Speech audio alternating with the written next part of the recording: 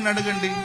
మీ లైఫ్లో మీరు దేని గురించి ప్రాకులాడుతున్నారో, ప్రయాసపడుతున్నారో, దేని గురించి బాధపడుతున్నారో దాని గురించి ప్రభువుకు చెప్పండి. మనుషులు ఎవరో వస్తారని, మనుషులు ఎవరో ఇస్తారని, మనుషులు ఎవరో తెస్తారని చూసి అలసిపోయావు. చాలు. ఇంకా మనుషుల దగ్గర మనుషులు ఏదో ఇస్తారని ఎక్స్పెక్ట్ చేయొద్దు. మనుషులు ఏదో ఇవ్వాలని కూడా ఆశపడద్దు. దేవుని తట్టు తిరగండి. ఆ సంగతి ఏదో ప్రభువుకు చెప్పండి. ఆమె చెప్పడం గట్టిగా. ఆర్థిక సమస్యలు కావచ్చు, ఆరోగ్య సమస్యలు కావచ్చు, కుటుంబ సమస్యలు కావచ్చు, పిల్లల సమస్యలు కావచ్చు, ఏదైనా కానీ ఆ సంగతిని ప్రభువుకు చెప్పు.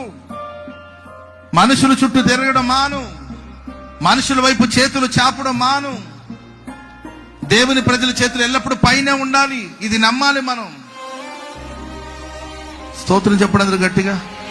ప్రియులారా, మనం ఏది వెతుకుతున్నామో అది మనల్ని వెతుకుతుందంట. ఆమె చెప్పడం గట్టిగా. నువ్వేదో ఒకటి వెతుకుతున్నావు, నీ భవిష్యత్తు కోసం ఏదో నీవు డీప్గా వెతుకుతున్నావు, ఎదురు చూస్తున్నావు, అది నీ కోసం ఎదురు చూస్తుంది. గట్టిగా కోరుకోవాలి. యేసుప్రభు నీవు కోరినట్టే నీకు, అవును నీవు కోరుకున్నావు, నీకు అలా జరుగుతుంది. అది నీవు గట్టిగా కోరుకోవాలి.